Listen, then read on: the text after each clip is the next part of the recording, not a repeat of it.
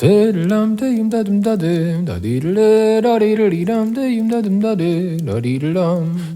que j'ai fait pour mon rêve aujourd'hui? Et en quoi s'occupe-t-il de la beauté du monde? Qu'est-ce que j'ai fait pour mon rêve aujourd'hui?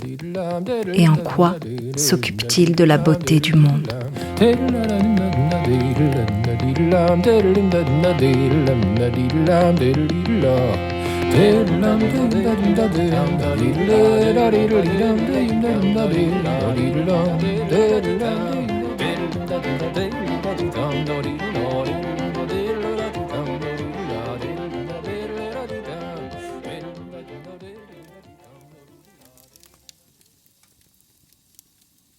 Des gens qui bifurquent des chemins tout tracés, qui recalibrent leurs priorités.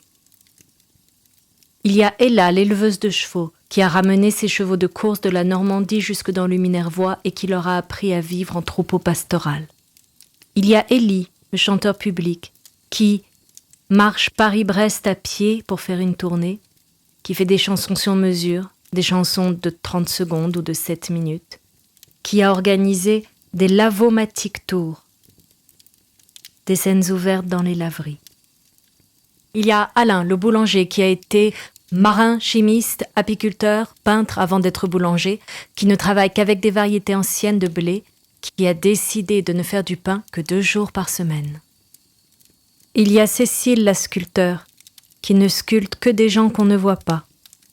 Les marins sur les bateaux, les religieuses dans leurs couvents, les adolescents en soins psychiatriques, les personnes âgées, les détenus. Il y a Olivier, le paysan, qui a décidé que sur sa ferme il n'y aurait aucun tracteur, aucune machine, qui travaille que par traction animale. Il y a Serge, le metteur en scène, qui fait jouer des adolescents de quartiers difficiles avec des personnes âgées de ces quartiers, des malades psychiatriques, des SDF, au palais de Chaillot, des détenus dans les prisons.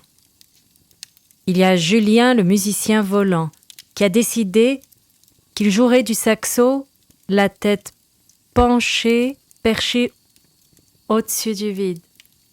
Il y a Leïla, la maman, dont le petit garçon, à 2 ans, sait utiliser un couteau, connaît tous les commerçants du quartier, accepte le risque et vit dans un appartement ouvert à tous. Il y a Flo, la galeriste parisienne, qui un jour a vu pousser un haricot et a été tellement bouleversée par cette beauté qu'elle a tout quitté, qu'elle est partie vivre en Suisse, où elle distille de l'absinthe dans un vieil alambic en cuir et où elle prend soin des gens avec les plantes.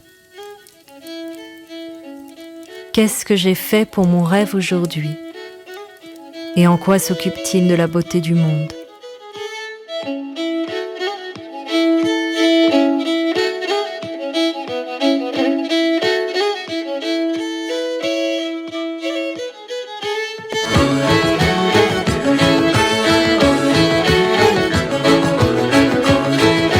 On n'est plus en face de quelque chose à voir.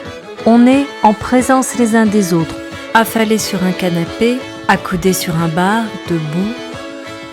On crée de petites agoras. On parle de la société qu'on vit et de celle qu'on espère.